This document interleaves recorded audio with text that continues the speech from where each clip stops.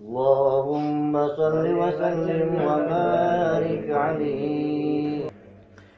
Kemudian pendidikan kedua yang diberikan oleh Al-Quran melalui contoh dan model dengan Luqmanul Hakim ini, setelah menanamkan tauhid, ditanamkanlah kepada si anak ini rasa hormat kepada orang tuanya. Wa wassaynal insana biwalidayhi, dan kami wasiatkan kepada manusia untuk berbakti kepada ibu bapaknya. Hamalathu ummuhu wahnan ala wahnin, karena ibunya telah mengandungnya dengan kepayahan di atas kepayahan. Maksudnya dengan kepayahan dan kelelahan yang berlipat ganda. Sehingga ketika Rasul ditanyakan orang, "Ya Rasul, siapa yang paling harus saya taati di dunia ini?" Beliau menjawab, "Ibumu." Kemudian, "Siapa lagi ya Rasul?" "Ibumu." Setelah itu, "Siapa lagi ya Rasul?" "Ibumu." Dan kemudian, "Siapa ya Rasul?" "Bapakmu." Ibu, ibu, ibu, bapak. Bahkan al-jannatu tahta aqdamil ummahat, surga berada di bawah telapak kaki ibu. Bagaimana menanamkan rasa hormat kepada orang tua di hati anak? Tentu yang pertama, bagaimana orang tua bisa memberikan keteladanan. Marilah kita sebagai orang-orang tua ini menyadari bahwa sebelum anak kenal sekolah dasar, sebelum anak kenal TK, ibtidaiyah, sanawiyah, sampai kepada perguruan tingginya, yang pertama dia kenal adalah lingkungan rumah tangganya, gurunya adalah ibu bapaknya.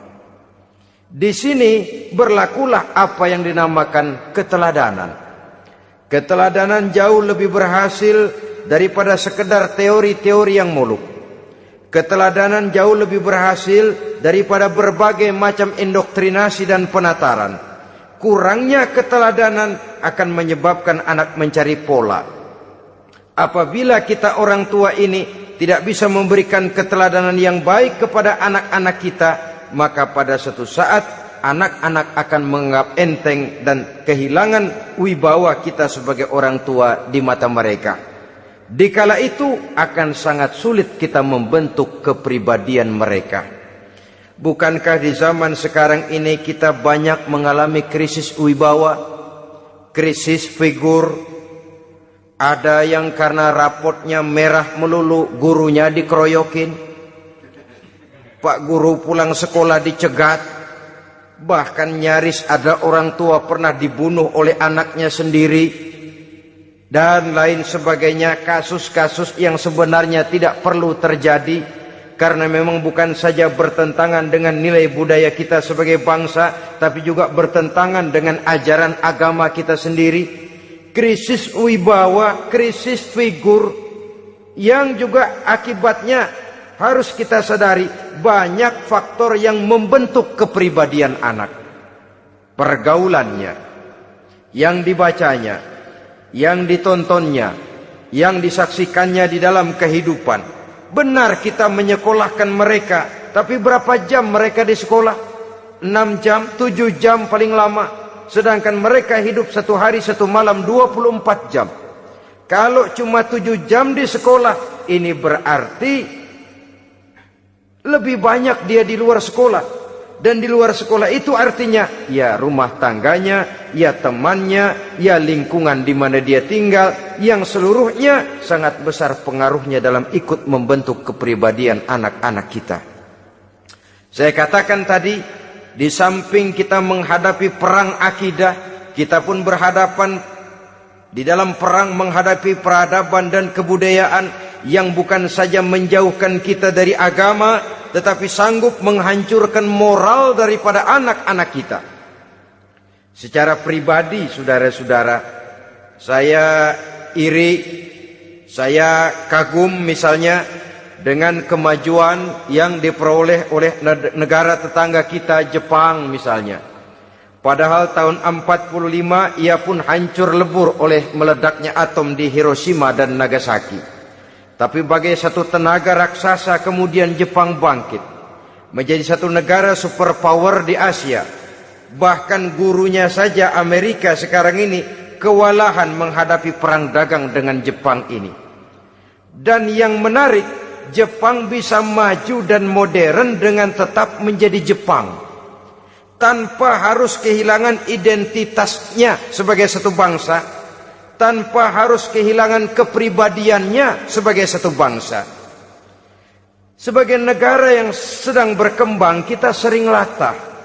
Kita ingin meniru Barat, tapi bukan teknologinya, westernisasinya yang kita tiru. Bukan isinya, kulitnya yang kita ambil. Akibatnya apa? Modernnya belum, orangnya sudah Barat. Bergaulnya sudah cara Barat, berumah tangganya sudah cara Barat, berpakaiannya sudah cara Barat, mendidik anaknya sudah cara Barat. Di mana ketemu orang tua cukup hello daddy. Kulitnya kita ambil, sementara isinya kita campakkan. Ironi dan menyedihkan.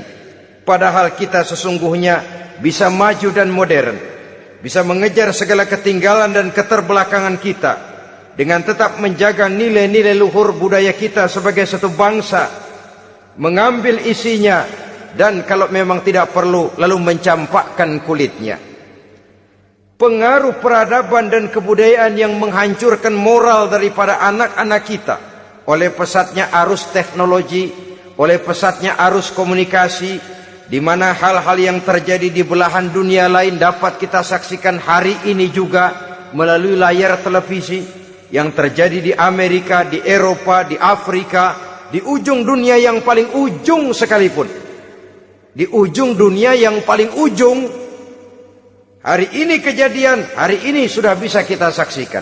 Pesatnya arus komunikasi, kalau jatuh ke tangan anak-anak kita yang belum mempunyai filter, daya saring positif, akan dicerna oleh mereka tanpa memilah dan memilih. Akibatnya, orang kampung bilang kelolodan. Makan nggak dikunyah lagi. Tentu saja akhirnya kelolodan, dan kalau sudah kelolodan, menyusahkan kita seluruhnya. Oleh karena itu, budaya menghormati orang tua perlu dijaga, perlu dipelihara dan diwariskan kepada anak-anak kita. Tali silaturahmi sehingga ada respeknya kepada orang tuanya. Jangan bapaknya dianggap CS, ibunya dianggap CS, kakeknya dianggap CS. Hilang rasa respek, hilang rasa menghormati. Sementara orang tua sendiri tidak bisa memberikan keteladanan, kurang mendapat perhatian dan lain sebagainya. Apalagi kalau baik ibu maupun bapak adalah orang-orang karier yang setiap hari sibuk menghadapi tugas masing-masing. Bapak sibuk rapat, pindah kantor sana kantor sini, ibu sibuk arisan, besarlah anak-anak di tangan pembantu dan lain sebagainya, sehingga dia merasa kurang mendapat perhatian, dan ini akan ikut membentuk warna dari kepribadian yang dimilikinya. Sampai kepada pelosok-pelosok desa, jaringan televisi memang menguntungkan.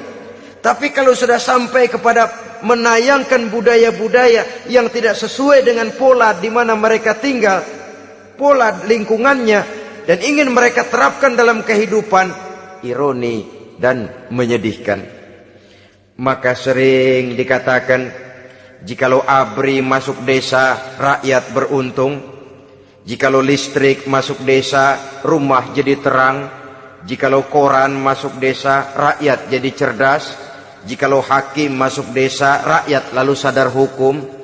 Tapi jikalau maksiat dan munkarat masuk desa, minuman keras masuk desa, judi masuk desa, pelacuran masuk desa, rakyat tentu kiamat. Dan kita harus punya budaya untuk memilah dan memilih, mempunyai filter untuk jadi daya saring positif. Oleh karena itu, saudara-saudara, tahap kedua setelah menanamkan jiwa tauhid kepada anak, tanamkan rasa hormat kepada orang tuanya. Orang tua itu ibu bapaknya, orang tua itu guru-gurunya yang mengajarkan dia, atau yang dianggap tua yang lebih senior dari dia. Karena tidak ada satu peradaban yang berdiri sendiri. Bagaimanapun maju dan modernnya kita sekarang, tentu merupakan mata rantai yang berkaitan dari generasi terdahulu. Ini yang kedua. Setelah tauhid, berbakti kepada ibu dan bapak.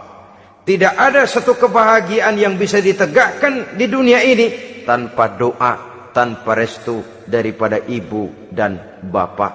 Ini keramat hidup. Doanya dikabul Allah dan kutuknya juga dikabul oleh Allah Subhanahu wa ta'ala.